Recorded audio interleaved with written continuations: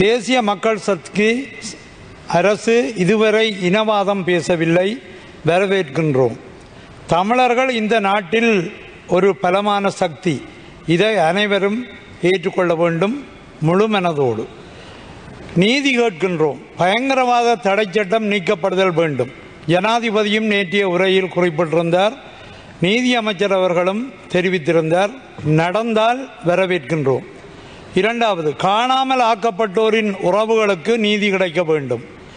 நான் சொல்வதெல்லாம் உண்மை, உண்மையை தவிர வேறொன்றும் இல்லை. யுத்தம் மௌனிக்கப்பட்ட போது தமது உறவுகளை, கணவரை மனைவியும் மகன் மகளை பெற்றோரும் வட்டுவாகலில் சப்தகன்னிமார் ஆலய முன்றலில் ஒப்படைத்தார்கள் இராணுவத்திடம்.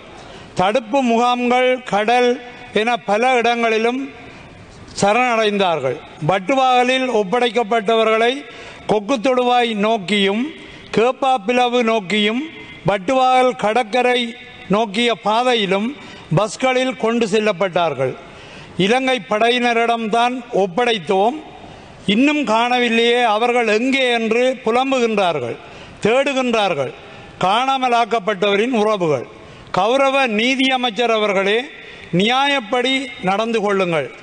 வட்டுவாகல் கடற்கரை பாதையை நோக்கி பஸ்ஸில் ஏற்றி கொண்டு சென்றவர்களை விட்டுவிட்டு பஸ் மட்டும் திரும்பி வந்ததாகவும் மக்கள் சொல்லுகின்றார்கள்.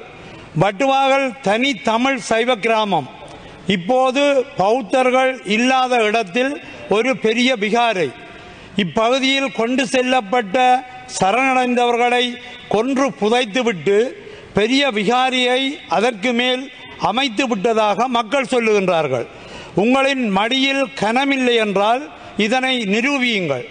விகாரியை அகற்றி ஆழமாக தோண்டுங்கள், அல்லது புதிய தொழில்நுட்ப முறையில் ஆழத்தில் இருப்பவற்றை அறியக்கூடியதான நவீன கருவிகளை பயன்படுத்தி உண்மையை வெளிப்படுத்துங்கள்.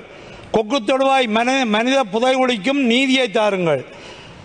கௌரவ நீதியமைச்சர் அவர்களே, தயவு செய்து இந்த விடயத்தில் கவனமிடுங்கள். சிலவேளை நீங்கள் நீதியை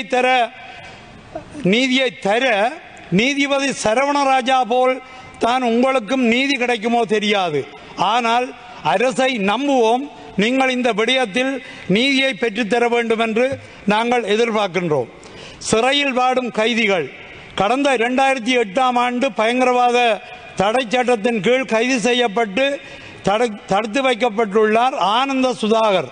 கிளிநொச்சி மருதநகரை சேர்ந்தவர், 2 பிள்ளைகளின் தந்தை.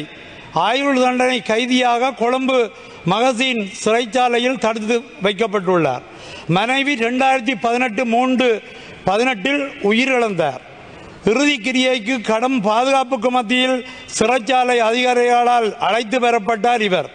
இறுதி கிரியை முடிந்து சிறைச்சாலை பேருந்தில் தந்தை ஏறச் சென்ற வேளை அவரது பிள்ளைகள் தந்தையின் கையை பிடித்து தாங்களும் பேருந்தில் ஏறிய சம்பவம் அனைவரது மனங்களையும் கலங்க வைத்தது. கௌரவ நீதி அமைச்சரே, நீதியை தாருங்கள். அத்தோடு சேர்த்து சிறையில் அரசியல் கைதிகள் என்ற போர்வையில் உள்ளவர்களுக்கு விடுதலை தாருங்கள் என்றுதான் கேட்கிறோம். அடுத்ததாக காணிகள்.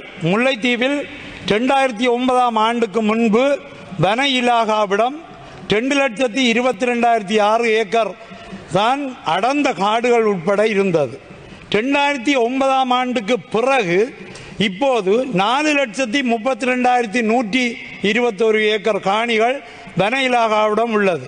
மக்களுடைய பயன்பாட்டில் இருந்த சிறுதானிய பயிர் செய்கை காணிகள், தோட்ட பயிர் செய்கை காணிகள், நெற்பயிர் செய்கை காணிகள், மக்களின் காணிகளை கிராம அலுவலர் அல்லது காணி உரிமையாளர்கள், பிரதேச செயலாளர் அல்லது மாவட்ட செயலாளர் ஒருவரிடம் கேட்காமல் எல்லை கற்களை போட்டு தங்களுடைய கட்டுப்பாட்டில் கொண்டு வந்துள்ளார்கள் வன இலாகாவினர்.